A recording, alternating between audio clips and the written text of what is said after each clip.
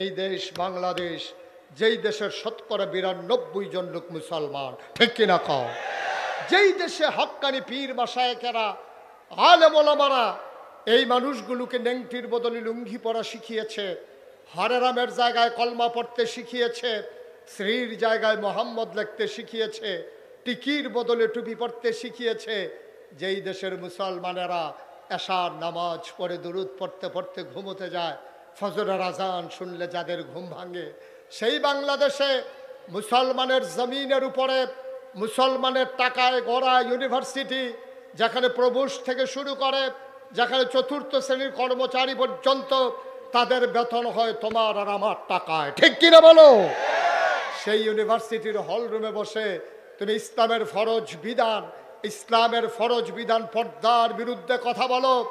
আমি বলেছি ঢাকা রাজধানীতে শীততাপ নিয়ন্ত্রিত কক্ষে বসে পুলিশ পাহারায় ইসলামের বিরোধিতা করা সহজ, পারলে চন্দনার জমিনে এসে বলো পিঠের চামড়া নিয়ে ঢাকা যাওয়া যাবে না। মন যা চায় তাই করবা, মুখে দিয়া যা আসে তাই বলবা, সামনে যা পাবা তাই খাবা, এত সুযোগ আর দেয়া হবে না। এখন বাধা আসবে যেখানে, লড়াই হবে সেখানে, ঠিক কিনা বলো? অনেক করেছো তোমরা, মসজিদের মিম্বারগুলো থেকে আলেমদেরকে নামিয়ে দিয়েছো হক কথা বলার কারণে। আমার প্রাণের তাফসীর মাহফিলগুলো বন্ধ করে দিয়েছো, তামাশা করে ফান্ডের টাকাগুলো নষ্ট করেছো। তোমরা কোরআনের কথা বলতে দাও নাই, বাধা আসবে তো লড়াই হবে, ঠিক কিনা বলো? সবাই পড়ি আলহামদুলিল্লাহ। সবাই পড়ছেন? জোরে পড়েন আর জোরে। আল্লাহ তাবারক ওয়া তাআলার দরবারে আমরা লাখ কোটি শুকরিয়া জ্ঞাপন করছি, যিনি আমাদেরকে ঐতিহ্যবাহী ঐতিহ্যধন্য সিরাতুন নবী সাল্লাল্লাহু আলাইহি ওয়াসাল্লাম ফাউন্ডেশন চান্দলা ব্রাহ্মণপাড়া কর্তৃক আয়োজিত 3 দিন ব্যাপী ৩১তম তাফসীরুল কোরআন মাহফিলের সমাপনী দিবসে মাগরিবের পরে মোবারক সময়ে শত ব্যস্ততা উপেক্ষা করে সপ্তাহের ছুটির দিনে ছুটের আমেজকে পাশ কাটিয়ে যেন আমাদেরকে আসার বসার কিছু কথা শোনার সুযোগ করে দিলেন। হৃদয়ের সবটুকুন আবেগ, উচ্ছ্বাস, ভালোবাসা, আকুতি কাকুতি মিনতি জমা করে মাবুদের শিখানো কালেমা দিয়ে চিৎকার করে সবাই পড়ি আলহামদুলিল্লাহ। জনাব সাহেবে সদর, আজকের এই মাহফিলের জনাব সভাপতি, সিরাতুন নবী সাল্লাল্লাহু আলাইহি ওয়াসাল্লাম ফাউন্ডেশনের সম্মানিত সভাপতি, এই এলাকার কৃতি সন্তান বিশিষ্ট আলেমে দ্বীন, সুলতানপুর ফাজিল মাদ্রাসার সম্মানিত প্রিন্সিপাল অধ্যক্ষ কবির আহমদ সাহা, প্রিয় পরিচালক, আমার হৃদয়ের গভীরতম প্রদেশে যার জায়গা, জনাব অধ্যাপক মোহাম্মদ আমিরুল ইসলাম সাহেব, উপস্থিত এই এলাকার বিভিন্ন মসজিদের ইমাম সাহেবান, সিরাতুন নবী সাল্লাল্লাহু আলাইহি ওয়াসাল্লাম ফাউন্ডেশনের বিভিন্ন পর্যায়ের নেতৃবৃন্দ, উপস্থিত মুরব্বিয়ানে আজম, কলিজার টুকরা যুবকেরা, পর্দার আড়ালের মা ও বোনেরা, সবার প্রতি আমার আবারও আন্তরিক সশ্রদ্ধ সালাম। আসসালামু আলাইকুম ওয়া রাহমাতুল্লাহি ওয়া বারাকাতুহু। আসরের পর থেকে, জুমার পর থেকেই ধারাবাহিকভাবে আপনারা গুরুত্বপূর্ণ আলোচনা শুনেছেন। লম্বা সময় একাধারে গ্রহণ করার সুযোগ হবে না বিধায় আমরা ভূমিকাতে একটা কথাও বাড়াতে চাই না। এজন্যে আমি বিনয়ের সাথে অনুরোধ করব, যারা আমার বরাবর সামনে দাঁড়িয়ে আছেন, একজন লোকও দাঁড়িয়ে থাকা যাবে না, অতি দ্রুততার সাথে বসতে হবে। তাড়াতাড়ি করেন, তাড়াতাড়ি বসেন। স্বেচ্ছাসেবক লাগবে কেন? এই মানুষ কি দূরের মানুষ নাকি? আমাদের এলাকারই তো মানুষ। তো স্বেচ্ছাসেবক থেকে আমরা বিদেশ থেকে আনছি নি, বন্যাও আমরা, বন্যাও আমরা। নিজেরা নিজেরা বৈশা গেলেই তো হয়। মানে একজনের ধরবো, আবার দলটি গিরে, এই তো ঝগড়ার দরকার কি? যার যে নিজ দায়িত্বে বৈশা যান, জায়গা না থাকলে এরপরে আমিই বলবো যে কিছু লোক দাঁড়াই থাকেন। এরপরেও কিছু লোক দাঁড়াই থাকাও দরকার আছে, সবাই বৈশান না। তাইলে আমরা বলতে পারবো যে এই লোক হইছে, জায়গা হইছে না। কিছু লোক দাঁড়াই থাকলে আবার সুবিধাও আছে। আমরা যেহেতু সময় একেবারেই ফ্রেমে আবদ্ধ, আমাদের সামনে একটা রেস্ট্রিকশন আছে, যেহেতু এশার নামাজ, তার আগেই আমাকে যেহেতু কথা শেষ করতে হবে, এজন্যে বিনয়ের সাথে মিনতি আমার, সবাই বসে পড়ুন। আপনাদের জন্য যেন মাহফিলের ক্ষতি না হয়, আল্লাহ তাবারক ওয়া তাআলা যেন কবুল করে। সবাই পড়ে আমিন। অনেক বছর ধরে এই মাহফিলটা টাল বাহানার শিকার হয়েছে। আমাদের অনেক পিপাসা, কিন্তু আমরা পিপাসা নিয়ে সামনে এক সমুদ্র পানি নিয়ে অপেক্ষা করছিলাম।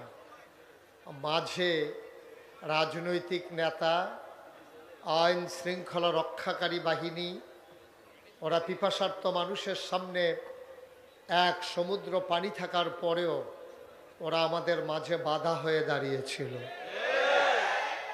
এই বাধা আল্লাহ তাবারক ওয়া তাআলা দূর করে দিয়েছেন বিধায় এবছর একেবারে জাঁকজমকের সাথে আনন্দ ঘন পরিবেশে তিনি আমাদেরকে সুযোগ করে দিয়েছেন। আমরা পূর্ণাঙ্গ ব্যবহার করতে চাই সুযোগটা, আল্লাহ যেন কবুল করে। সবাই পড়ে আমিন। বন্ধুগণ, আমি যখন যেটা বলতে বলি, মাইকটা একটু কমাই দাও, আমি যখন যেটা বলতে বলি আওয়াজ করে বলবেন ইনশাআল্লাহ। এদিক সেদিক তাকানো, কথা বলা, এটা আমি পছন্দ করি না, সবাই জানেন। মাছের মতো নিষ্পলক নয়নে, খরগোশের মতো কান খাড়া করে আমরা কথা শুনবো ইনশাআল্লাহ। ওয়া তৌফিকি, সবাই পড়েন আমিন। জোরে, আরো জোরে পড়েন আলহামদুলিল্লাহ, বলেন সুবহানাল্লাহ, আল্লাহু আকবার। শুকরিয়া আদায় করলাম কার? করব কার? করে যাব কার? লস না লাভ? কম না বেশি? প্রমাণ আছে নাকি নাই? আমার আল্লাহ রাব্বুল আলামিন কোরআনুল কারীমে কত সুন্দর করে ওয়াজ করে দিলেন।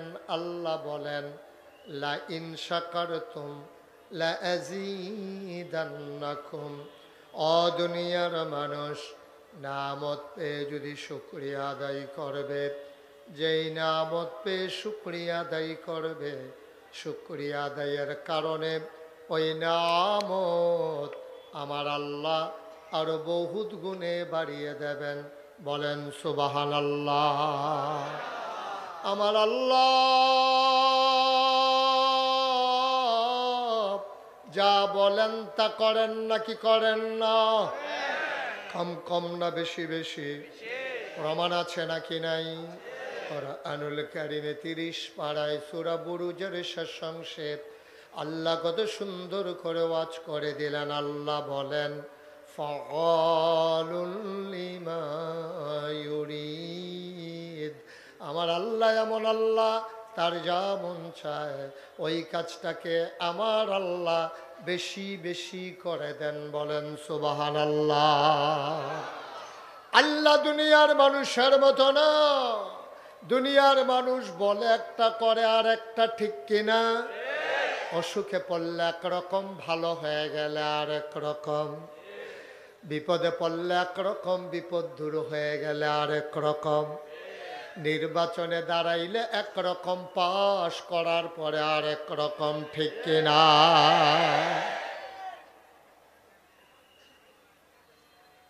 মুসলমান মন দিয়ে শুনো, আমাদের কথায় কাজে কোনো মিল নাই। সারাটা বছর ইলেকট্রনিক্স মিডিয়ায় আপনি টিভি খুললেই, চ্যানেলটা খুললেই একটা কথা সব সময় দেখতেন, পালাই না, পালাই না, আমরা পালাই না। 12টার পরে আর খুঁজে পাওয়া গেল না।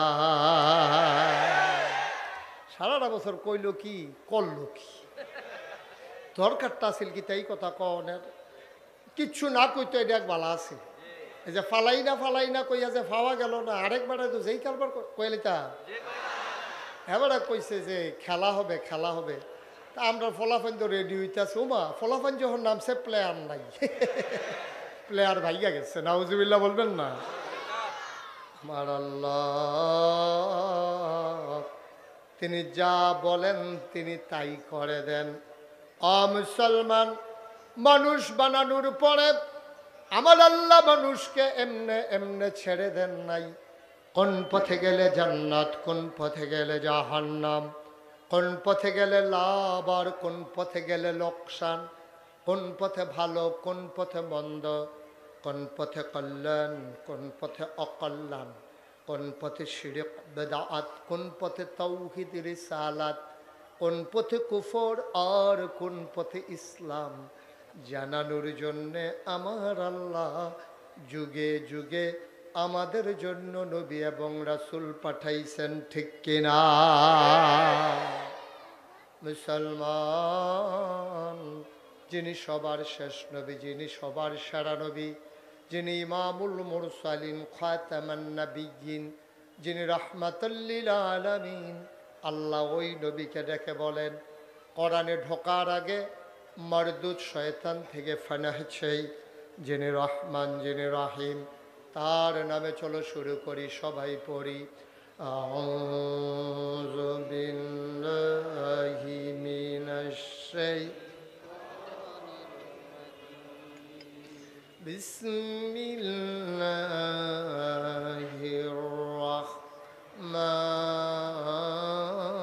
রাহমানির রাহিম। ইয়া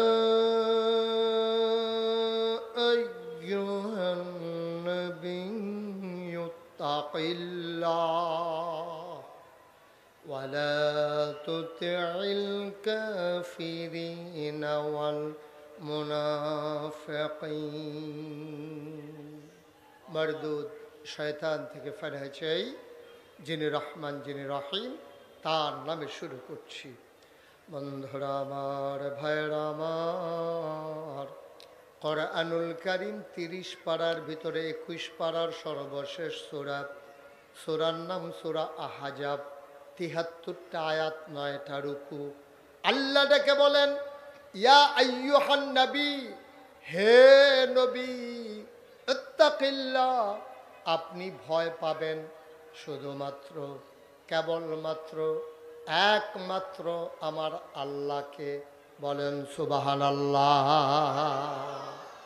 এই সূরাটা তখন নাজিল হয়েছে যখন মক্কার মানুষগুলো আমার নবীকে ভয় দেখাতে চায়, টিটকারি মারে, মস্কারা করে, নবীকে মেরে ফেলতে চায়। ওটেন নারী বুড়ি নবীর মাথার উপরে চাপিয়ে দেয়, গলার ভিতরে চাদর দিয়ে হ্যাচকা টান মেরে নবীর শ্বাস বন্ধ করে দিতে চায়। নবীরে জেলখানায় ঢুকিয়ে রাখলো 3.5 বছর। এইভাবে যখন নির্যাতন চরম পর্যায়ে পৌঁছে গেল, মানুষগুলো নবীকে যখন নিঃশেষ করে দিতে চায়, কণ্ঠকে যখন থামিয়ে দিতে চায়, স্তব্ধ করে দিতে চায় কোরআনের কথাগুলো, তখন আল্লাহ ডেকে বললেন ইয়া আইয়ুহান নবী, হে নবী, আত্তাকিল্লাহ, আপনি কাউকে ভয় পাওয়ার দরকার নাই। আবু জেহেল, আবুল আহাব, উতবা, শাইবা, মুগীরা, কাফেরের দল, মুনাফিকের দল, পুঁজিপতি যারা, ধর্মগুরু যারা, যত মানুষ আপনাকে নানানভাবে ভয় দেখায়, আপনাকে নিথর নিস্তব্ধ করে দিতে চায়, জমিন থেকে বিদায় করে দিতে চায়, আপনি শুনে রাখুন, আত্তাকিল্লাহ, আপনি কাউকে ভয় পাওয়ার দরকার নাই। আপনি ভয় পাবেন শুধুমাত্র, কেবলমাত্র, একমাত্র আমার আল্লাহকে। সুবহানাল্লাহ বলবেন না?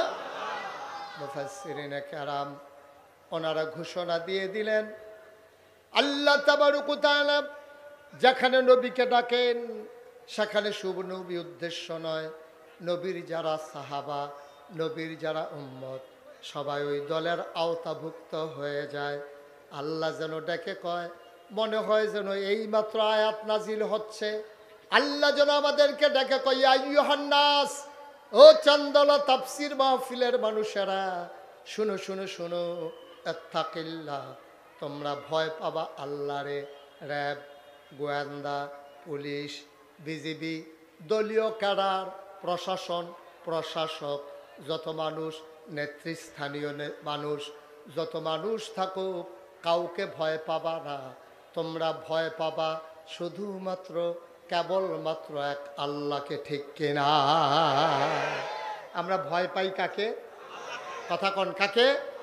পুলিশ, র্যাব, গোয়েন্দা, দলীয় ক্যাডার, রাজাকার, কোনো কিছুকে আমরা ভয় পাই না। টিটকারি হবে, মস্কারা হবে, এটা আমরা জেনে শুনে এ পথে নেমেছি।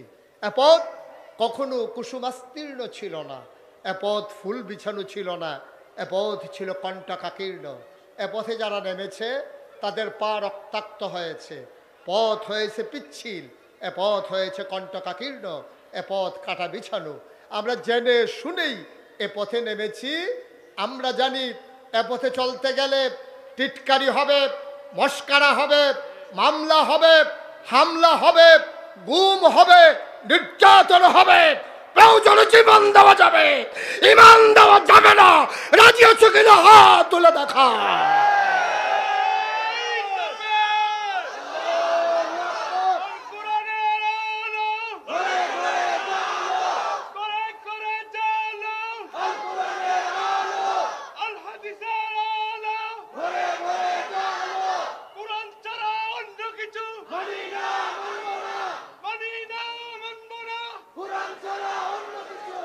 সবাই পড়ে না আমিন, জুড়ে পড়ে না আমিন।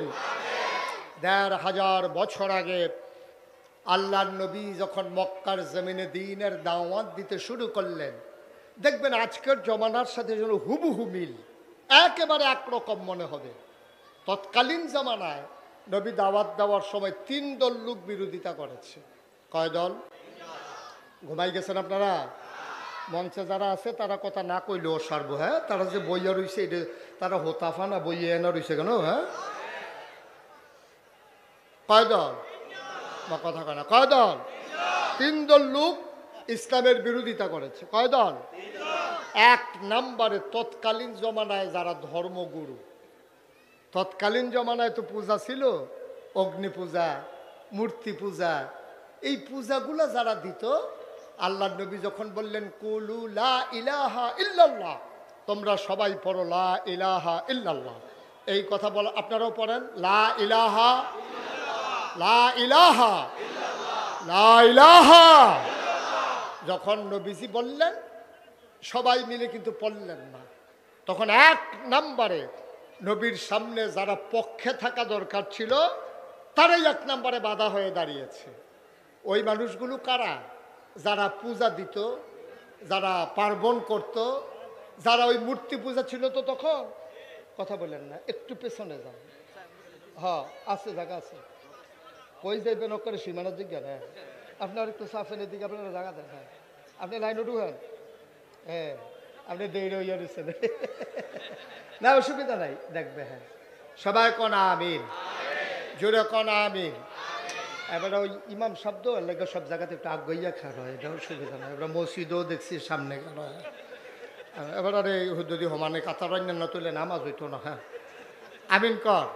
এবার ইমাম সব মানুষ এবারে কিন্তু সামনেই বইব। হ্যাঁ, তোমার মার হাবা কয় না দি এত্রি মানুষে বুঝি আমিন কইলে এই আওয়াজ হয়, জোরে কর। আমরা এলাকার মানুষের এই জোর দিয়ে নিয়ে আগাইবেন সামনে, জোরে কনা আমিন। মোটামুটি হয়েছে, আরো লাগবো। যেই কথাটা বলতেছিলাম, তো নবী যখন এসে দাওয়াত দিলেন, বললেন তোমরা সবাই পড়ো লা ইলাহা। সবাই কি পড়ছে? সবাই কিন্তু পড়ে না। মানুষ হয়ে গেছে 2 ভাগ। একদল হলো আল্লাহওয়ালা, আরেক দল হলো শয়তানওয়ালা। একদল ফেরেশতার চাইতে উত্তম, আরেক দল জানোয়ারের চাইতে খারাপ। একদল জান্নাতি, আরেক দল জাহান্নামী। এখন জান্নাতি কারা? আবু বকর, ওমর, উসমান, আলী, তলহা, জুবায়ের, আব্দুর রহমান ইবনে আউফ, সাদ ইবনে রাবিয়া। তৎকালীন জমানায় একদল জান্নাতি, আরেক দল জাহান্নামী। জান্নাতি যারা আবু বকর, উমর। আমরা এখানে যারা আছি আমরা কি জাহান্নামী না জান্নাতি? তাইলে আমরা আবু বকর উমরের বংশধর। এখন এই বাংলাদেশে তো এখনো আরেক দল আছে যারা জাহান্নামী, আছে নাকি নাই? ওরা কারা? ওরা আবু জেহেল, আবুল আহাব, উতবা, সাইবা, মুগিরা, তাদের বংশধর। ঠিক কিনা কন? তো তৎকালীন জমানা আবু জেহেল, আবুল আহাব, উতবা, সাইবা, মুগিরা তারা যেমন ইসলামের পথে বাধা ছিল, এখন যারা তাদের বংশধর তাইলে তারা এখন বাধা দেবে নাকি দেবে না? স্বাভাবিক জিনিস। আমরা যারা জান্নাতি, আবু বকর, উমর, উসমান, আলী, এটা বন্ধ করে দিতে হবে। একটু ঘুরে আমার দিকে বসতে হবে, সমস্যা হইতে আছে বোধ হয় মাহফিল। আর একটু ঘুরেন, আমির ভাইয়া ঘুরেন, ইউট্রান লই এলান। হ্যাঁ মাশাআল্লাহ, হ্যাঁ সুন্দর হয়েছে। ও আজ হ্যাঁ তারা সাইয়া দিছে, হ্যাঁ মনে হয় যেন সামনে নির্বাচন করবো। আমির ভাইয়া নমুনায় কয় না, বুট আছে তো, বুট আছে, হ্যাঁ বুট আছে। মার হাবা কয় না, জোরে কয় না মার হাবা। তাইলে আবু বকরের বংশধর হইলাম আমরা, ঠিক নিও কথা কয় না, ঠিক নি? তাইলে আমরা যদি আবু বকরের বংশধর হই, যারা ইসলামের বিরোধিতা করে হিসাবে তারা হইলো আবু জেহেলের বংশধর, ঠিক কিনা কয়?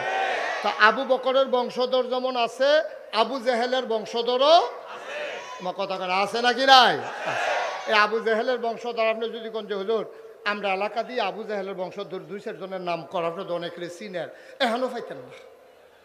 এটা সানলা বাজারও বিছেরা লাভ হইতো না, এটা বরদুশি হইতো না, নাগাইশি হইতো না। এই আবু জেহেলের বংশধর ফাইতে হলে যাওয়ান লাগবো ঢাকা, অথবা রাইতের 2:30টার সময় টেলিভিশন খুলন লাগবো। টেলিভিশন খুললে দেখবেন টক শো করে। এই টক শোর নাম দিয়া কথা কইতো লইলে ইসলামের বিরুদ্ধে কথা কয়, কথা বলতে গেলেই আলেম ওলামার বিরুদ্ধে কথা কয়, কথা বলতে গেলেই মসজিদ মাদ্রাসার বিরুদ্ধে কথা কয়, কথা বলতে গেলেই ইসলামী আন্দোলনের যারা অগ্রসেনানী তাদের চরিত্রে কালিমা লেপন করতে চায়, ঠিক কিনা বলো? ওরা হইলো আবু জেহেলের বংশধর। হ্যাঁ পাওয়া যায়। কয়দিন আগে, গত 3-4 বছর আগে, ওখান তো আর এই সাহস কেউ করতো না, আগিলা দিনের কথা আর কি। তো এই কয়েক বছর আগে একবার দেখলাম টক শো করতে আছে একটা ঢাকা ইউনিভার্সিটির প্রফেসর। 4টিখানি কথা না, কোনো অটো ড্রাইভার না, সিএনজি ড্রাইভার না, বেলেতে অটো চালায়, সিএনজি চালায়, বুঝে না বিষয়টা এরকম না। ঢাকা ইউনিভার্সিটির প্রফেসর, এটা বিশাল বিষয়। ঢাকা ইউনিভার্সিটির চান্স পাওয়া এটাই তো অনেক কঠিন। আর একটু মাইকটা কমাও। ঢাকা ইউনিভার্সিটির প্রফেসর, সে করছে কি, শীততাপ নিয়ন্ত্রিত কক্ষে বসে পুলিশ পাহারায় সেমিনারের নামে সে বক্তৃতা দিতেছে। খুব খেয়াল করেন, চিকন কথা, খুব খেয়াল। চিকন কথা হইল, যারা পর্দা করে, খেয়াল করেন, পর্দা কি ইসলামের ভিতরে নফল না ফরজ? জোরে কোন নফল না ফরজ? উবাইদুল্লাহ ভাইয়া কোন নফল না ফরজ? ফরজ। পর্দা করা কি ফরজ। তাইলে সেই লোক ঢাকা ইউনিভার্সিটির প্রফেসর কইতে আছে, যারা পর্দা করে, হেজাব লাগায়, নেকাব পরে, তাইলে সেই মেয়েরা ঢাকা ইউনিভার্সিটিতে পড়ার দরকার নাই, তারা কোনো একটা মহিলা মাদ্রাসায় ভর্তি হয়ে যাবে। এটাকে আপনারা একমত? মনে করেন আমাদের যে আজকের সভাপতি মাওলানা কবির আহমদ, ওনার একটা মেধাবী মেয়ে মনে করেন ঢাকা ইউনিভার্সিটিতে চান্স পাইছে, তো উনি প্রিন্সিপাল হুজুর ইসলাম মানে, তো ওনার মাইয়া ওদো পর্দা করে। এখন ওনার মেয়ের ইউনিভার্সিটিতে পড়ে, পর্দা করার কারণে এবার আর মাইয়া ইউনিভার্সিটিতে পড়তে পারবে না। পারবে তো? হ্যাঁ তো কয় পারবে না, কয় পর্দা করে দেখা হ্যাঁ মহিলা মাদ্রাসাত ভর্তি করাই দাও, ঢাকা ইউনিভার্সিটিতে পড়ার দরকার। আমি বলি বেটা, তুমি তো আন্দাজি বুঝো নাই, তুমি কোন দেশে বসে কথা বলতেছো তুমি বোধহয় ভুলে গেছো। এই দেশ বাংলাদেশ, যেই দেশের ৯২% জন লোক মুসলমান, ঠিক কিনা কও? যেই দেশে হক্কানি পীর মাশায়েখেরা, আলেম ওলামারা এই মানুষগুলোকে নেংটির বদলে লুঙ্গি পরা শিখিয়েছে, হরেরামের জায়গায় কলমা পড়তে শিখিয়েছে, শ্রীর জায়গায় মোহাম্মদ লিখতে শিখিয়েছে, টিকির বদলে টুপি পড়তে শিখিয়েছে। যেই দেশের মুসলমানেরা এশার নামাজ পড়ে দুরুদ পড়তে পড়তে ঘুমোতে যায়, ফজরের আজান শুনলে যাদের ঘুম ভাঙে, সেই বাংলাদেশে মুসলমানের জমিনের উপরে মুসলমানের টাকায় গড়া ইউনিভার্সিটি, যেখানে প্রবেশ থেকে শুরু করে, যেখানে ৪র্থ শ্রেণীর কর্মচারী পর্যন্ত তাদের বেতন হয় তোমার আর আমার টাকায়, ঠিক কিনা বলো? সেই ইউনিভার্সিটির হল রুমে বসে তুমি ইসলামের ফরজ বিধান পর্দার বিরুদ্ধে কথা বলো। আমি বলেছি ঢাকা রাজধানীতে শীততাপ নিয়ন্ত্রিত কক্ষে বসে পুলিশ পাহারায় ইসলামের বিরোধিতা করা সহজ, পারলে চন্দলার জমিনে এসে বলো, পিঠের চামড়া নিয়ে ঢাকা যাওয়া যাবে না। মন যা চায় তাই করবা, মুখে দিয়া যা আসে তাই বলবা, সামনে যা পাবা তাই খাবা, এত সুযোগ আর দেয়া হবে না। এখন বাধা আসবে যেখানে, লড়াই হবে সেখানে, ঠিক কিনা বলো? অনেক করেছো তোমরা, মসজিদের মিম্বারগুলো থেকে আলেমদেরকে নামিয়ে দিয়েছ হক কথা বলার কারণে। আমার প্রাণের তাফসীর মাহফিলগুলো বন্ধ করে দিয়েছ, তামাশা করে করে ফান্ডের টাকাগুলো নষ্ট করেছ। তোমরা কোরআনের কথা বলতে দাও নাই, বাধা আসবে তো লড়াই হবে, ঠিক কিনা বলো?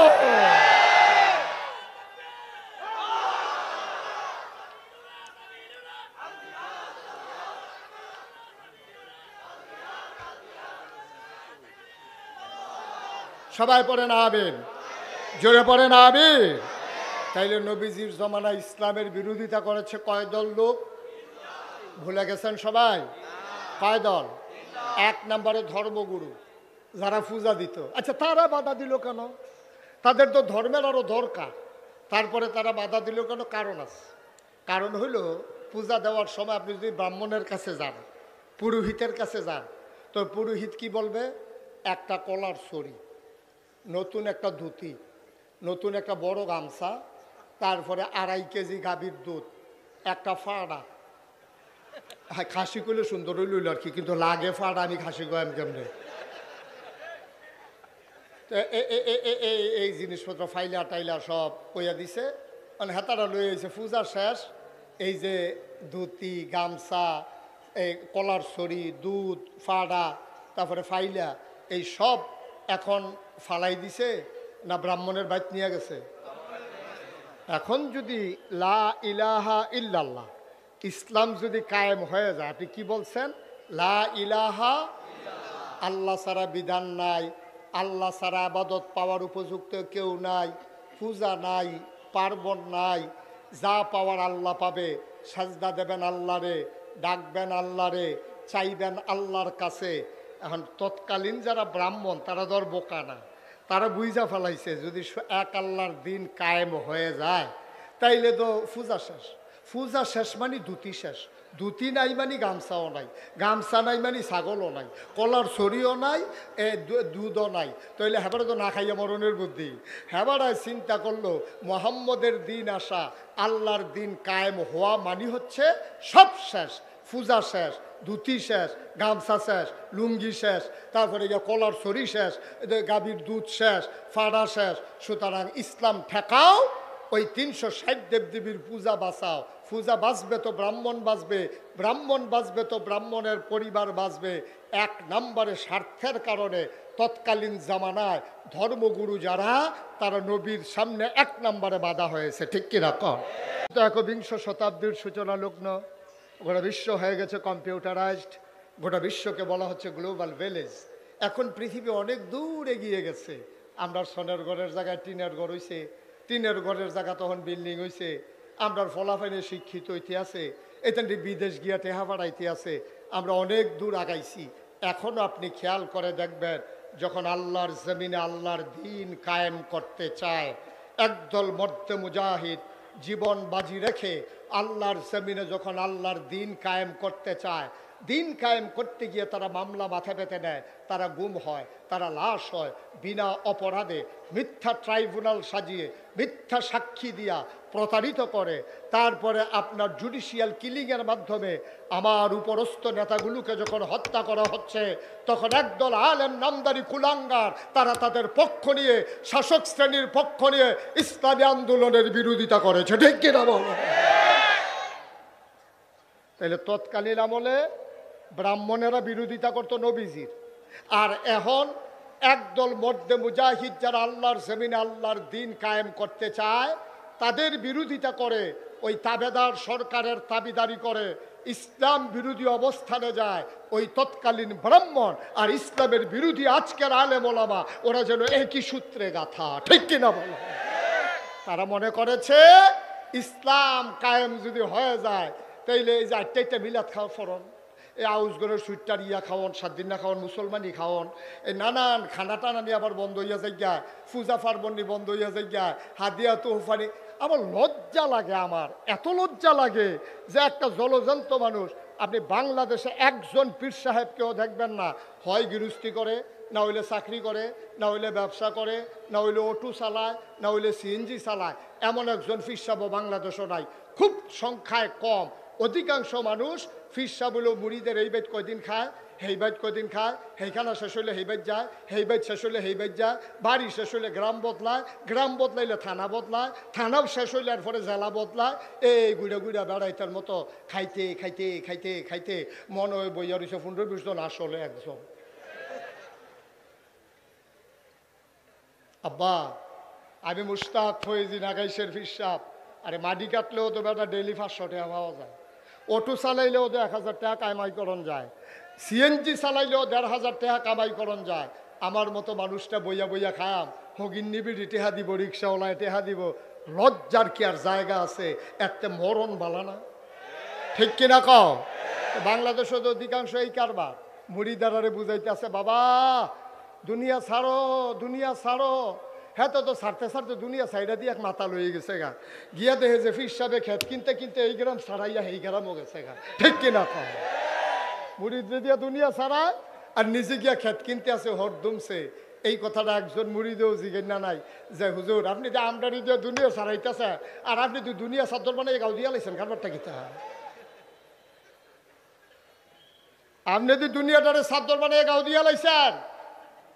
এখন যখন প্রকৃত ইসলামের কথা বলা হয়, যখন বলা হয় আল্লাহর জমিনে আল্লাহর আইন ছাড়া কারো আইন মানি না, তখন এই একদল স্বার্থবাজ মানুষ যারা দরবারকে পুঁজি বানাইয়া ব্যবসা করে, মাজারকে পুঁজি বানাইয়া ব্যবসা করে, তারা ইসলামী আন্দোলনের পথে বাধা হয়ে দাঁড়ায়, ঠিক কিনা বলো?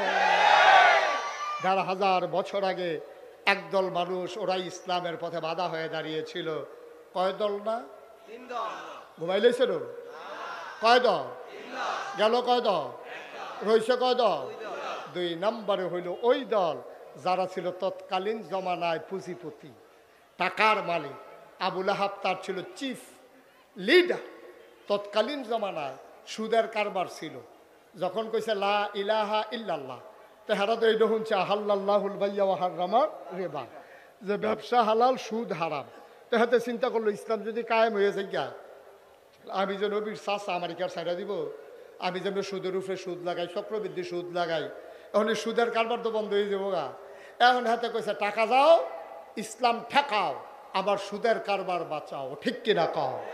আজকেও বাংলাদেশে দরবেশের মতো ভাব দইরা, কি সুন্দর দাড়ি, কি সুন্দর টুপি, ফাজামা পাঞ্জাবি সাদা, আরো কত তান সাদা কি বসব দিকে আমরা দেখি। এত সাদার ভিতরে দিয়া তাই নে এই মধ্যবিত্ত শ্রেণীর টাকাগুলোকে ওই যে শেয়ার বাজারের নাম দিয়া লোটপাট করে শেষ করে দিয়েছে, ঠিক কিনা বলো? এই মানুষগুলো মানুষকে ধোকা দেওয়ার জন্য মুখ ভর্তি দাড়ি রাখে, আবার এই মানুষের রোষানল থেকে বাঁচার জন্য কামাইয়া হমান হয়ে যায়, ঠিক কিনা? এই বাংলাদেশ, এটা বাংলাদেশেই সম্ভব। তার মনেতে যদি দাড়ি রাখতো, আমি নাগাইশের পীর সাহেব, আমি যে দাড়ি রাখছি, আমার যদি কই হালাইয়া যাবো কেটালাম দাড়ি কামাও, আমি আগে মাইরালাও আর পরে কামাইলাও, আমি যেন টেন না পাই, ঠিক কিনা কও? আমার কামাইতে হইলে আগে আমারে মারতে হবে, এর আগে আমার দাড়ি কামানো যাবে না। আমরা হয়তো হত্যার শিকার হয়েছে আমার মানুষগুলো হয়তো ঘরে ঘুমাইতে পারে নাই। তুমি একজন ইসলামী আন্দোলনের কর্মী দেখাও যারা ওই অপরাজিত শক্তির ভয়ে, ওই কাফের বাতিল শক্তির ভয়ে, ইসলাম বিরোধীর ভয়ে পাঞ্জাবি ছেড়ে দিয়েছে, দাড়ি ছেড়ে দিয়েছে, টুপি ছেড়ে দিয়েছে, একজন মানুষও বাংলাদেশে পাবা না, ঠিক কিনা বলো? আর তোমরা সারা জীবন আকাম কুকাম কইরা দাড়ি রক্ষা মানুষের ধোকা দিয়া এরবার যখন কায়দাত ফরছে তে মনে করছো কখনো কাটা সিন্ডালাইতে কামাইয়া কুমাইয়া হমান, ঠিক কিনা কও? তোরা তো ইসলাম কায়েম হোক ওরা চাইবে না, ওরা তো চাইবে না ইসলাম কায়েম হোক, কারণ ওদের সব কামাই হলো অবৈধ কামাই, যেটা ইসলাম সমর্থন করে না। সুতরাং যারা পুঁজিপতি তারা কনসার্ট করবে, পহেলা বৈশাখের নামে বৈশাখী মেলা দেবে, 16ই ডিসেম্বরের নামে তারা বিজয় দিবস র্যালি উদযাপন করবে, পুরুষ মহিলাকে নাচানাচিতে লাগাই দেবে। 31st নাইটে ওরা রাত জেগে মদ পান করবে, আর আমার যুবক যুবতীদেরকে অবাধ মেলামেশার জন্যে সুযোগ করে দেবে। তারা স্পন্সর করে বাংলাদেশের যত বড় বড় কোম্পানি, ওরা স্পন্সর করে 26শে মার্চ, ওরা স্পন্সর করে 16ই ডিসেম্বর, ওরা স্পন্সর করে 31st নাইট, ওরা স্পন্সর করে আমার এই বিজয় দিবস পহেলা বৈশাখ। কিন্তু এই কোরআনের মাহফিল 92% জন লোক মুসলমানের দেশে, বাংলাদেশের কোনো বহুজাতিক কোম্পানি যে এই মাহফিলটা করতে যত টাকা খরচ হয় আমরা দিয়ে দেব, আজও বাংলাদেশে ইতিহাস হয় নাই। ঠিক কিনা বলো? আমার খেটে খাওয়া মানুষগুলো যখন কোরআনের মাহফিল সাজাতে চায়, রিক্সাওয়ালার 2 টাকা, ওই মানুষের 1 মুঠো চাল, আর মানুষগুলো খেটে খাওয়া মানুষের সামান্য কিছু দিয়ে এই মাহফিলগুলো যখন দাঁড় করায়, ওরা মুসলমানের সন্তান, টুপি মাথায় দেয়, সময়ে সময়ে নির্বাচনের আগে হজ করে আসে, শাহজালাল মাজার দিয়ে তারা নির্বাচনী প্রচারণা শুরু করে। এই মানুষগুলো এই কোরআনের মাহফিলে বাধা দেয়, তাইলে বুঝতে হবে এই হাল তারা জাল হয়। ঠিক কিনা কও? এই হালের ভিতরে সৌরহস্য আছে, বুঝা গেল কুসকুস কালা হয়। ঠিক কিনা কও? এই তুমি নির্বাচনের আগে হজও যাও, তুমি নির্বাচনের আগে শাহজালালের মাজারও যাও, তুমি টুপি জাতা দিয়ে মাথা ধরো, তুমি 40 বান্দেশের হাতে তসবি দিয়ে মানুষকে ধোকা দাও, অথচ কোরআনের মাহফিল হতে দাও না। উদাহরণের জন্য তো মাদাইয়া যাওয়ান লাগতো না, উদাহরণের লেগে ঢাকা যাওয়ার দরকার নাই। আমার চান্দলার তাফসির মাহফিল হতে দেওয়া হয় নাই, এইটাই আমার উদাহরণ। ঠিক কিনা কও? কোনো দূরে যাওয়ার আমার দরকার নাই, কখনো দিছে না দিছে এটা আমার জানার দরকার নাই। আমার সানলা হইছে না, এটা আমরা সারা বছর কয়া, তারে ফাইলে কয়া। ঠিক কিনা কও? কি রে, কি নও নাকি? কি দেখতে আস নমনে? কি দেখতে আস? ওই যে কইছিল যদি আমার হাত বানবা কিন্তু মন বানবা কি দিয়া। ঠিক কিনা কও? তুমি আমার তাফসীর মাহফিল বন্ধ করে দেবা। 2024 সালে মাগরিবের পরে এসে দেখো তাফসীর মাহফিল আর লোক সমাগম নয়, জনসমুদ্রে পরিণত হয়েছে। ঠিক কিনা বলে? কারণ এই মাহফিলগুলো মানুষের হৃদয়ের কথা বলে, এই মাহফিলগুলো মানুষকে জান্নাতিমুখী করে দিতে চায়, এই মাহফিলগুলো মানুষের ইন্তেকালের পরে তার কবরকে যেহেতু জান্নাত বানিয়ে দিতে চায়। এ মাহফিল আমাদের হৃদয়ের মাহফিল। এই চাওয়া পাওয়ায় পূর্ণতা দিতে গিয়ে আমরা হাত বাড়িয়ে দিয়েছি উজাড় করে, আমরা মুক্ত হস্তে হাত বাড়িয়ে দিয়েছি মাহফিল দ্বারা প্রয়োজনে আমার টাকা যাক। ঠিক কিনা বলেন? সুতরাং এই ধারা শুরু হয়েছে, এই ধারা অব্যাহত থাকবে।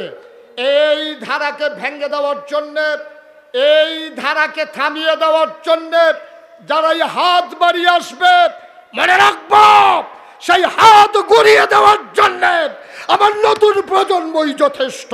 ঠিক কিনা?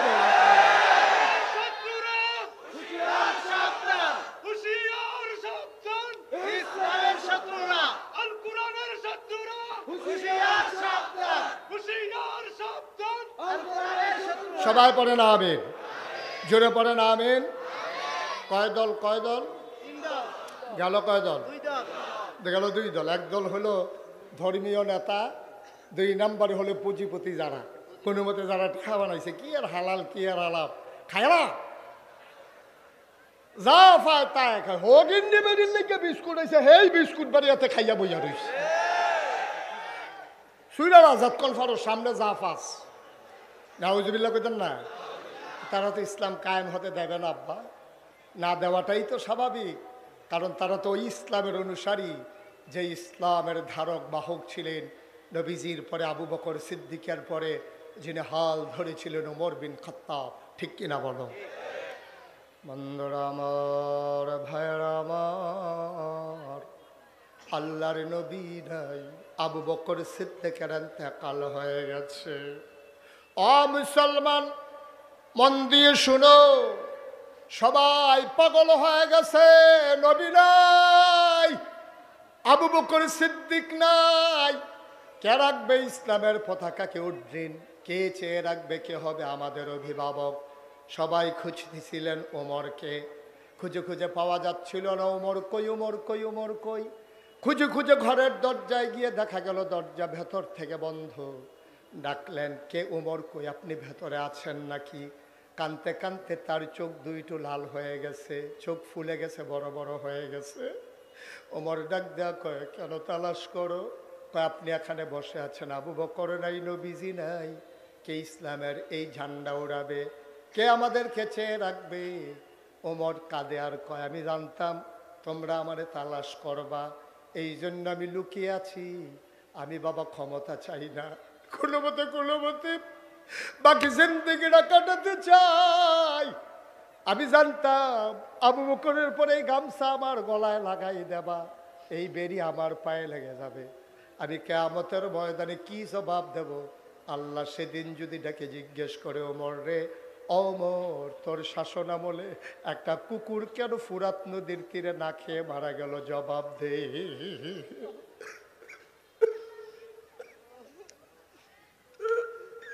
ফুরাত নদীর তীরে কুকুর কেন না খেয়ে মারা গেল, জবাব দে। আমি ওমর সেই দিন কি জবাব দেব? এই ভয় আমার ঘর থেকে বের হতে দেয় না। সবাই ধরে ধরে ওমরকে খলিফা বানিয়ে দিলেন। মজার ঘটনা শোনো, বখর চোখ কোনো ইতিহাস নয়, বানানো কোনো গল্প নয়, বাস্তব ঘটনা শুনে যাও। ওমরকে খলিফা বানাই দেওয়া হলো। সরকারি তহবিলে অনেকগুলো কাপড় জমা হয়ে গেল। ওমর ঘোষণা দিলেন, প্রাপ্তবয়স্ক সবাইকে কাপড় দেওয়া হবে, সবাই আসো। মসজিদে নববীর সামনে সবাই লাইন ধরে দাঁড়িয়ে গেল। ওমর সবাইকে সীমিত পরিমাণে সমহারে এক টুকরা করে কাপড় দিচ্ছেন। ওমরও সবার শেষে এক টুকরা নিলেন। ওমরের ছেলে আব্দুল্লাহ ইবনে ওমরও পেলেন এক টুকরা। সবাই পাঞ্জাবির কাপড় নিয়ে বাড়িতে গেলেন। পাঞ্জাবি বানানো হয়ে গেল। পরের শুক্রবার জুমার আজান পড়ে গেছে। আমিরুল মুমিনিন, খলিফাতুল মুসলিমিন, ইসলামের দ্বিতীয় খলিফা, জান্নাতের সুসংবাদ প্রাপ্ত দ্বিতীয় মানুষ ওমর। ওমর খুতবা দেবেন। সবাই তাহিয়াতুল দুখুলুল মসজিদ কাবলাল জমা পড়ে বসে আছে। সূর্য হারিয়ে হেলে পড়েছে পশ্চিম আকাশে।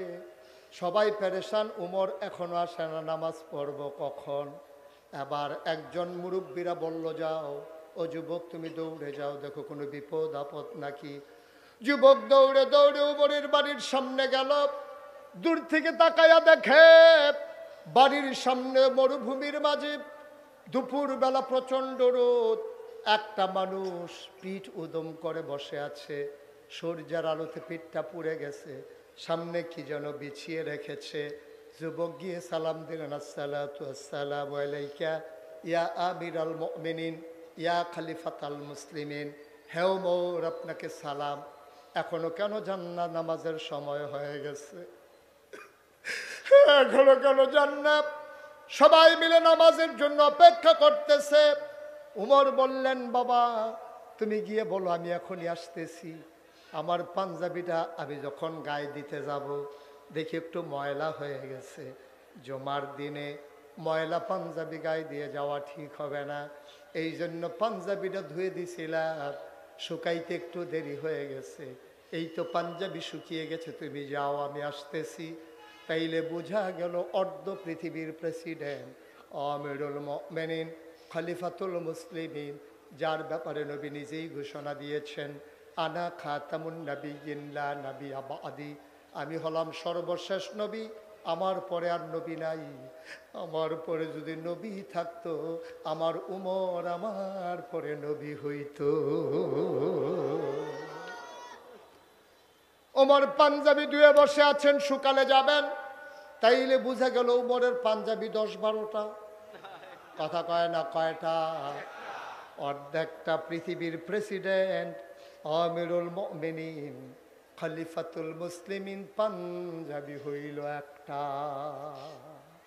ইসলাম, এটার নাম হচ্ছে ইসলাম।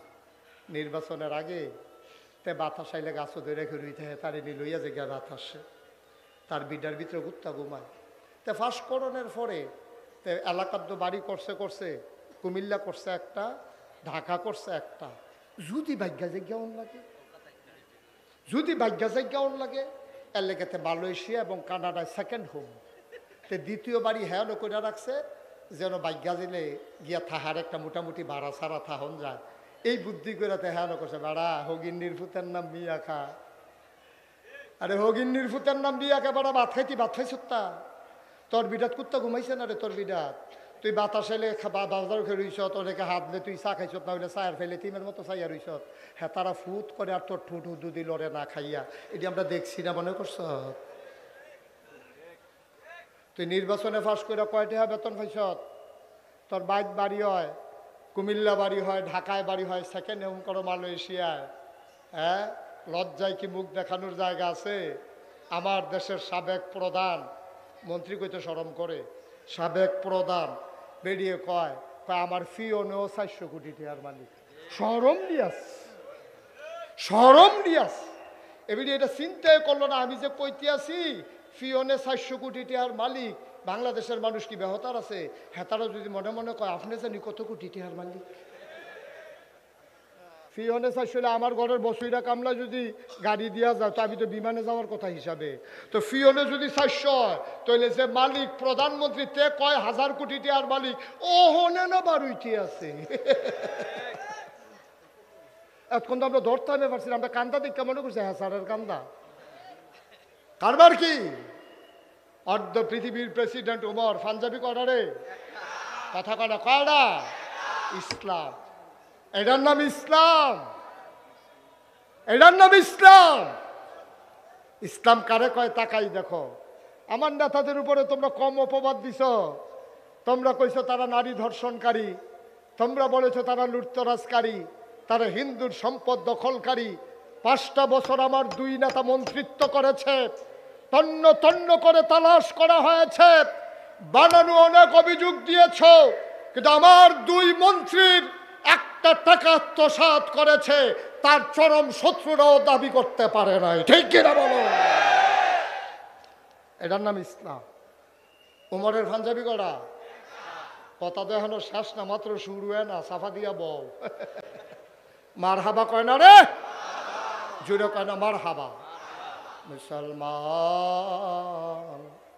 আবার পাঞ্জাবি উমর গায়ে দিয়া মসজিদের বারান্দায় দাঁড়ালেন। আসসালামু আলাইকুম। রাস্তা খালি হয়ে গেল। উমর আস্তে আস্তে করে মেহরাবের দিকে গেলেন। বিসমিল্লাহ বলে তিনি মিম্বারে উঠলেন। তিনি সালাম দিলেন সবাইকে, আসসালামু আলাইকুম, আউযু বিল্লাহি মিনাশ শাইতানির রাজিম, বিসমিল্লাহির রহমানির রহিম। তিনি খুতবা দেবেন, এমন সময় একটা যুবক পেছনে দাঁড়াইছে, টান দিয়া খাপের ভেতর থেকে তরবারি বের করে উঁচু করে ধরেছে। ওমর তাকিয়ে আছে। যুবক ডাক দেয়া কয়, ওমর, ইয়া আমিরাল মুমিনিন, ইয়া খলিফাতাল মুসলিমিন, আপনি খুতবা দেবেন না, আপনি খুতবা দেওয়া বন্ধ করেন, আগে একটা প্রশ্নের জবাব দেন। কত কিছুদিন আগে সমহারে সম পরিমাণে সবাই এক টুকরা করে কাপড় নিলাম, সবাই পাঞ্জাবি বানালাম নতুন, কারো পাঞ্জাবি হাঁটুর নিচে নামে নাই, কারো পাঞ্জাবির কাপড় হাঁটুর নিচে নামে নাই। আপনার পাঞ্জাবি দেখি নেসফে সাক হয়ে গেছে, হাঁটু থেকে 1 বিঘত নেমে গেছে। অবশ্যই আপনি কাপড় চুরি করেছেন অথবা ক্ষমতা দেখাইয়া কাপড় বেশি নিছেন। কোনটা করেছেন জবাব দেন।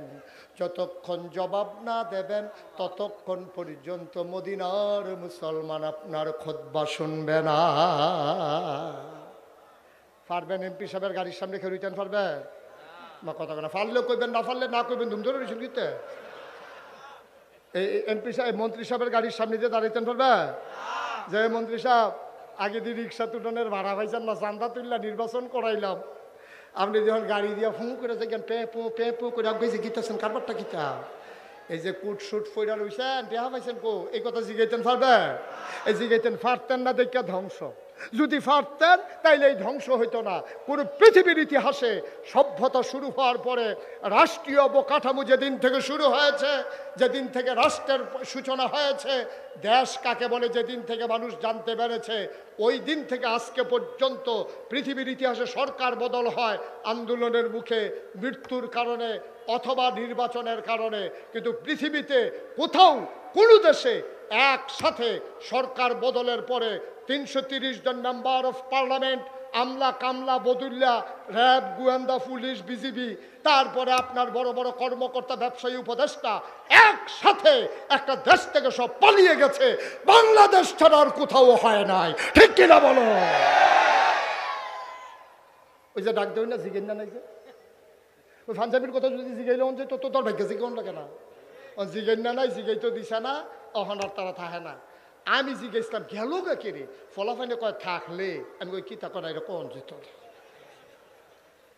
ফাইলে বিলে কিতা করলো নাউজুবিল্লাহ কন্যা কেন জোরে কন নাউজুবিল্লাহ। এখন উমর দাঁড়িয়ে আছে আর যুবক তরবারি খুলে, কথা মনে আছে তো নাকি? যুবক তরবারি খুলে দাঁড়িয়ে আছেন, জবাব দেন পাঞ্জাবি কেন লম্বা, আগে জবাব হবে তারপরে খুতবা হবে। ওমর চুপ মেরে দাঁড়িয়ে আছেন। ওমরের ছেলের নাম আব্দুল্লাহ ইবনে ওমর, তিনিও সেদিন সেই মসজিদে ছিলেন মুসল্লি হিসাবে। আব্দুল্লাহ ইবনে ওমর দাঁড়ালেন, চোখের পানি ছেড়ে দিলেন, ডাক দিয়ে কয় ও দেশবাসী, ও মদিনার মুসলমান, জবাব কি আব্বা দেওয়া লাগবে নাকি আমি দিলেও চলবে? কয় আমাদের জবাব দরকার, কে দিল দরকার নাই। সুবহানাল্লাহ সুবহানাল্লাহ। আব্দুল্লাহ ইবনে ওমর চোখের পানি ছেড়ে দিলেন, ডাক দিয়া কয় শুনো শুনো শুনো, ও মদিনার মুসলমান শুনো, আমার আব্বা চোর না, আমার আব্বা কাপড় চুরি করে নাই, আমার আব্বা ক্ষমতা দেখাইয়া এক টুকরা কাপড়ও বেশি নেয় নাই। এত কথার দরকার নাই, পাঞ্জাবি লম্বা হলো কেমনে বলে দাও, আমাদের কোনো ব্যাখ্যা শুনতে চাই না, পাঞ্জাবি কেমনে লম্বা এটার জবাব দাও। আবার মদিনার মুসলমান চুপ মেরে আছেন। আব্দুল্লাহ ইবনে উমর ডাক দেয়া কয় ভাই শোনো, আমি আব্বার বড় ছেলে, আমার নাম আব্দুল্লাহ, ভাই আমার আরো ভাই আছে, বোন আছে। গত কয়েকদিন আগে রাতের বেলা আমার ভাইয়েরা আম্মাকে ধরেছে, আম্মা আম্মা আম্মা, অনেক দিন হয় ফিন্নি খাই না, আম্মা গো দয়া করে আব্বাকে বলে একটু ফিন্নির ব্যবস্থা করো। বলে যে ঠিক আছে বাবা, তোমার বাবা আসলেই বলবো। ছেলেরা কাঁদতে কাঁদতে ঘুমিয়ে গেছে। ওমর যখন ঘরে গেলেন রাষ্ট্রীয় কাজ শেষ করে, একটা কমাও, ওমর যখন ঘরে গেলেন রাষ্ট্রীয় কাজ শেষ করে, ওমর ঘরে যাওয়ার পরে ওমরের বিবি ডাক দেয়া কয় স্বামী আমার, বাচ্চারা ফিন্নি খেতে চায়, দয়া করে আপনি একটু বরাদ্দ দেন যেন ফিন্নি খেতে পারে। কয় বাচ্চারা কই? কয় কানতে কানতে ঘুমিয়ে পড়েছে। ওমর বললেন বাচ্চাদেরকে ডেকে উঠাও। বাচ্চাদেরকে উঠানো হলো, আনন্দে তারা উদ্বেলিত, ওরা মনে করেছে নিশ্চয়ই এখন ফিন্নির ব্যবস্থা হয়ে গেছে। ছেলেরা যখন উঠেছে ওমর ডাক দিলেন বাবা কাছে আসো, শুনলাম তোমাদের মায়ের কাছে তোমরা নাকি ফিন্নি খেতে চাও। কই জি বাবা, অনেক দিন হয় ফিন্নি খাওয়া হয় না। ওমর চোখের পানি ছেড়ে দিয়ে কয় তোমাদের জন্য ফিন্নির ব্যবস্থা হয়ে যাবে, টেনশনের দরকার নাই। বাচ্চারা কয় বাবা, ও বাবা কবে ফিন্নি হবে? ওমর মুস্কি হেসে কয় মদিনায় সবার ঘরে যেই দিন ফিন্নি হবে।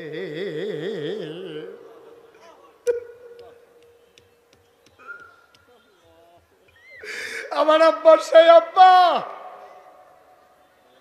সন্তানের আপনারে বাবা ফিন্নি রান্না করতে দেন নাই, আর কাপড় চুরি করবে এটা তোমরা ভাবলা কেমনে? আমার আব্বা কাপড় চোর না, আমার আব্বা কাপড় চুরি করে নাই। এবার ওমরের ছেলে যখন এভাবে সাফাই গাইতেছে, লোকজন বলতেছে বলে দাও কেন কেন তোমার আব্বার পাঞ্জাবি লম্বা হইল কেমনে? এবার উমরের ছেলে আব্দুল্লাহ ইবনে ওমর কয় ভাই তোমরা সবাই এক টুকরা করে কাপড় পেয়েছো, আমার বাবা পেয়েছে এক টুকরা, আমি পেয়েছি এক টুকরা, বাপ বেটা দুই টুকরা পেয়েছি। বাড়িতে গিয়া দেখলাম আমার পাঞ্জাবিটা এখনো নতুন আছে, আগেরটা এখনো ছিঁড়ে যায় নাই, এখনো পুরানো হয় নাই। আমি আব্বাকে বললাম আব্বা, ও আব্বা এবার মনে হয় শীত পড়বে, বেশি দেশের নমুনা ভালো না, আপনি বয়স্ক মানুষ, আমার আগের পাঞ্জাবিটা এখনো ভালো আছে, আমার টুকরা কাপড়টা আপনারে দিয়ে দিলাম, আপনি দুই টুকরা কাপড় জোড়া লাগাইয়া একটা লম্বা করে পাঞ্জাবি বানার আরাম পাবেন। ও মদিনার মুসলমান, আমার আব্বা কাপড় চুরি করে নাই, আমার আব্বা ক্ষমতা দেখায়া কাপড় বেশি নেয় নাই, আমার টুকরা কাপড় আব্বাকে দিয়ে দেওয়ার কারণে আমার আব্বার পাঞ্জাবি লম্বা হয়েছে। আমার আব্বা কখনোই চুরি করতে পারে না। মদিনার মুসলমান সবাই বলে ঠিক আছে ওমর খুতবা দিয়ে দাও। ওমর কয় না, আমি খুতবা দেব না। ওই যে যুবকটা তরবারি উঁচু করছিল সে কই? আবার যুবকরে ডাক দিছে, আসো সামনে আসো। সবাই রাস্তা করে দিল, যুবক মাথা নিচু করে আগাইল। ওমর মিম্বার থেকে নামলেন, ওমর হাত ছড়িয়ে দাঁড়ালেন, যুবক লাফ দিয়ে ওমরের বুকে পড়ে যায়। ওমর ঝাপটে ধরেছে, ওমর কান্দে, যুবকও কান্দে। আবার উমর ছেড়ে দিয়ে কয়, যুবকেরা রে, ও মদিনার মুসলমানেরা, যেই দিন পর্যন্ত ইসলামের ভিতরে অসঙ্গতি দেখলে, অনিয়ম দেখলে, কোনো সমস্যা দেখলে, যেই দিন পর্যন্ত এইভাবে তরবারি খুলে যুবক দাঁড়িয়ে যাওয়ার ক্ষমতা রাখবে, ওই দিন পর্যন্ত ইসলামের দিকে চোখ বড় বড় করে তাকানোরও সুযোগ কেউ পাবে না, ঠিক কিনা? আজকে 250 কোটি মুসলমান থাকার পরে আজকে আমার ভারতের ঝিলাম নদীর পানি স্বচ্ছ স্ফটিকের মতো, ডালিমের দানার মতো যে পানি ছিল স্বচ্ছ, সেই পানি আজকে রক্তে রঞ্জিত হয়েছে, আমার কাশ্মীরের মুসলমানের রক্তে, ঠিক কিনা বলো? আজকে নাফ নদীর পানি আজকে রক্তে রঞ্জিত হয়েছে আমার আরাকানের মুসলমানের রক্তে। আজকে তাকিয়ে দেখো, ফিলিস্তিনের দুদু মরুভূমি রক্তে রঞ্জিত হয়েছে, আর হাড় গোড় দিয়ে সেই মরুপ্রান্ত আজকে হাড় গুড়ের একটা বিশাল বড় মনে হয় কারখানা হয়ে গেছে। আমার লেবাননের মুসলমানরা জীবন দিচ্ছে। গোটা বিশ্বে প্রাচ্য থেকে পাশ্চাত্য আর এই পৃথিবীর উত্তর মেরু থেকে দক্ষিণ মেরু 250 কোটি মুসলমান থাকার পরে সব জায়গায় মুসলমান মার খায়, মুসলমান নির্যাতিত হয়, মুসলমান নিপীড়িত হয়। আমার সোনার বাংলায় মুসলমানদেরকে কচুকাটা করা হয়েছে। এইভাবে যুগে যুগে সময়ে সময়ে ইসলামকে দাবিয়ে রাখার জন্য সকল শক্তি একজোট হয়ে ইসলামকে দাবিয়ে রাখার প্রচেষ্টা চালিয়েছে। খোদার কসম, খোদার কসম, মুসলমান যদি সিংহের মতো গর্জন দিয়ে উঠে, ওই কাফের বেদিনেরা চামচিকার মতো গর্তের ভিতরে পালানো ছাড়া উপায় থাকবে না, ঠিক কিনা বলো? মুসলমানের কোয়ান্টিটি হয়েছে, তাদের কোয়ালিটি আজকে ডেস্ট্রয় হয়ে গেছে। আমরা সংখ্যায় বেড়েছি, কিন্তু আমাদের যোগ্যতা বলতে কিচ্ছু নাই, আমাদের আমানতদারি নাই, আমাদের ভিতরে সততা নাই, আমাদের ওয়াদা আমরা খেলাফ করে ফেলি। না মসজিদে আজান হয়, মানুষগুলো মসজিদের সামনে দিয়ে হেঁটে চলে যায়, নামাজের জন্য মসজিদে ঢুকে না। এইভাবে চলতে থাকলে সংখ্যায় বাড়ানো যাবে মুসলমান, মনে রাখবা, সংখ্যায় বাড়ানো আর মুসলমান ঐতিহ্য নিয়ে টিকে থাকা এক কথা নয়। আমরা বলেছি বাঁচার মতো বাঁচলে সিংহের মতো একদিন বাঁচবো, শিয়ালের মতো 500 বছর বাঁচার কোনোই সার্থকতা নাই, ঠিক কিনা বলো? আজকে পার্শ্ববর্তী দেশ ভারত, প্রসঙ্গক্রমে যেটা বলতেই হবে, পার্শ্ববর্তী দেশ ভারত আজকে আমাদেরকে রক্ত চোখ দিয়ে তাকায়, আমাদেরকে মস্কারা করে, আমাদেরকে হুমকি দেয়, তাদের খাবার বন্ধ করে দিলে আমরা নাকি মরে যাব। তাদের ফাঁদে তারাই আটকে গেছে। পেঁয়াজ এটা রেখে দেওয়ার জিনিস না। পেঁয়াজ যখন পচা শুরু হয়েছে, এখন কৃষকেরা বিক্ষোভ করতেছে, তোমাদেরকে পিটাবো, আমাদের পেঁয়াজের ন্যায্য দাম দাও। আলুগুলো যখন পচে যাওয়া শুরু করেছে, ওরা বলেছে আমাদের দেশে আলু দেবে না, পেঁয়াজ দেবে না। আর আমরা বলেছিলাম ঠিক আছে, আমরা অন্য দেশ থেকে নিয়ে নেব। ইন্ডিয়া থেকে যখন পেঁয়াজ আর আলু আমদানি বন্ধ করে দেওয়া হলো, এখন পেঁয়াজ পচা শুরু হয়ে গেছে, আলু পচা শুরু হয়ে গেছে। আমি বলি আনারস পাকলে এটা কি 15 দিন রাখার জিনিস? কাঁঠাল পাকলে কি এটা রাখা দেওয়ার জিনিস? দাঁড়া, তোমরা বাংলাদেশে পাঠাইয়া টাকা দাও, মাগনা দো, একটা কাঁঠালও দাও না। তোমরা যেই দিন বলছিলা গরু দেবা না, আমার শিক্ষিত যুবকেরা গরুর ফার্ম করে যখন গরু উৎপাদন শুরু করে দিল, দেখা গেল সমীক্ষায় দেখা গেল গরু কুরবানি দেওয়ার পরে আমার বাংলাদেশে কুরবানির পরেও গরু আরো বেশি হয়েছে, ঠিক কিনা কম? আমরা ইন্ডিয়া থেকে একটা গরু আনা লাগে নাই। এজন্য আমি আজকের এই তাফসীরুল কোরআন মাহফিল থেকে বিনীত অনুরোধ জানাই, যার যতটুকুন পতিত জমিন আছে, বাড়ির ঘাটা আছে, ছোট্ট টুকরা জমিনটা আছে, এখন পেঁয়াজ লাগানোর মৌসুম। আগামীকালকে সকালবেলা কোম্পানিগঞ্জ থেকে পেঁয়াজের চারা এনে তুমি 1 ঘন্টা কাজ করো। তুমি রসুন লাগাও, পেঁয়াজ লাগাও, তুমি মরিচ লাগাও, ধনে পাতা লাগাও, তোমার বাড়ির পাশে ছোট্ট গর্তটা খুঁড়ে সেখানে কটা তেলাপিয়া মাছ ফেলে দাও। তেলাপিয়া একবার ফালাইলে কেয়ামতের আগের দিন পর্যন্ত ফালান লাগে না। এটি পরিকল্পনা বুঝে না। এটি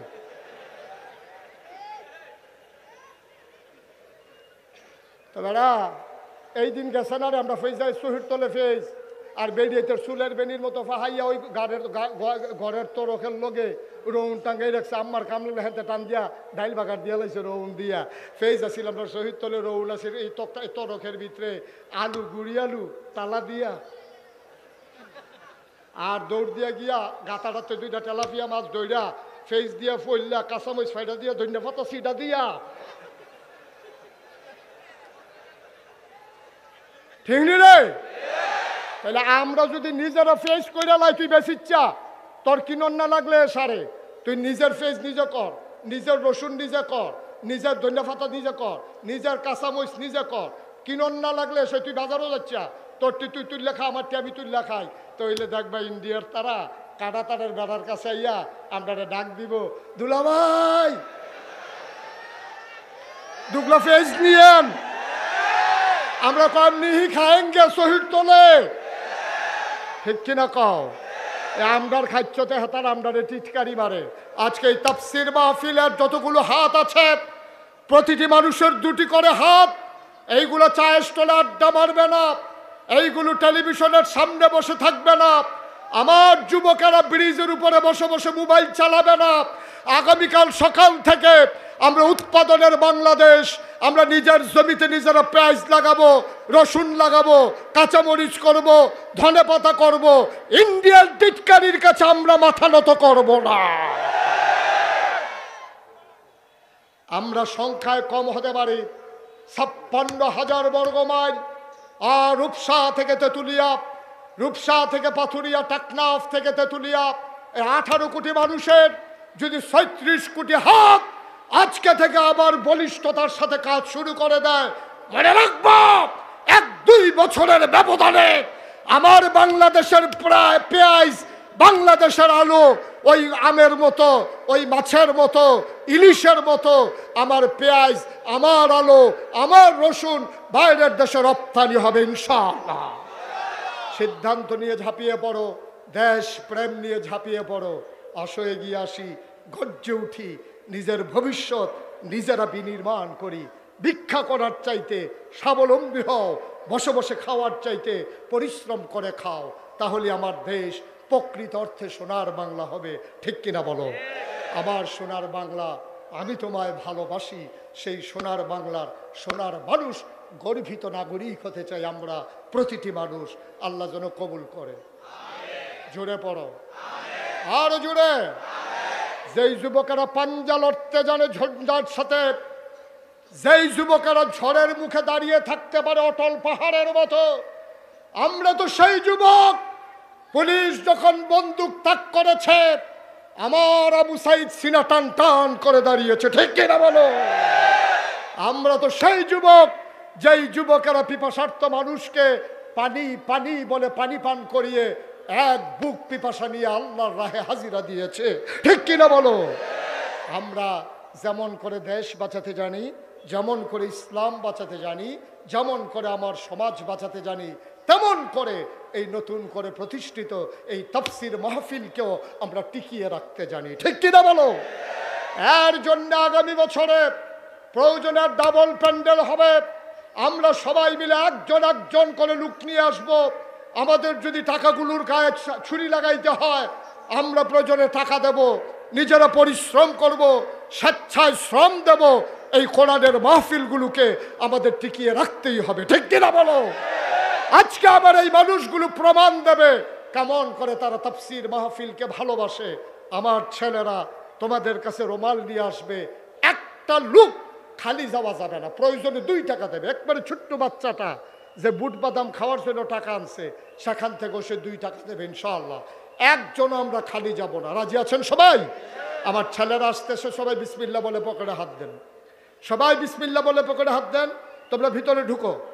একটা লোকের সামনে থেকে যেন ব্যাগটা খালি না যায়, এটা আমার আবদার। আমি মুশতাক ফয়েজি আপনাদের কাছে আবদার করেছি, একটা হাতও যেন খালি হাত না যায় ব্যাগের সাথে, বিসমিল্লাহ বলে ঢুকো ভিতরে। বিসমিল্লাহ বলে যেখানে আমাদের ভলেন্টিয়াররা আছেন, অন্যান্য লোক দাঁড়ানোর দরকার নাই, সুন্দর করে সবাই বিসমিল্লাহ বলে পকেটে হাত দেন। বিসমিল্লাহ বলে সবাই পকেটে হাত দেন। স্টেজে যারা আছেন প্রয়োজনে 2 টাকা দেবেন, কিন্তু খালি যাওয়া যাবে না। একটা লোকও খালি যাওয়া দেখতে চাই না আমি। প্রয়োজনে 2 টাকা দেবেন। আমি বলেছি বেশি টাকা লাগবে না, আপনি 2টা টাকা দেন। আপনি মরে যাবেন না, আপনি গরিব হবেন না, আপনি 2টা টাকা দেন। আপনি মরে ইনশাল্লাহ আপনি হবেন গর্বিত সৈনিক। এই তাফসির মাহফিল বিনির্মাণে আপনি হবেন গর্বিত সৈনিক। কিয়ামতের ময়দানে মাওলার দরবারে সাক্ষী দিতে পারবেন, মাওলা ও রব্বে করিম, বেশি পারি নাই, 2 টাকা দিয়ে শরীক হয়েছিলাম। একজন লোক আমরা খালি যাব না।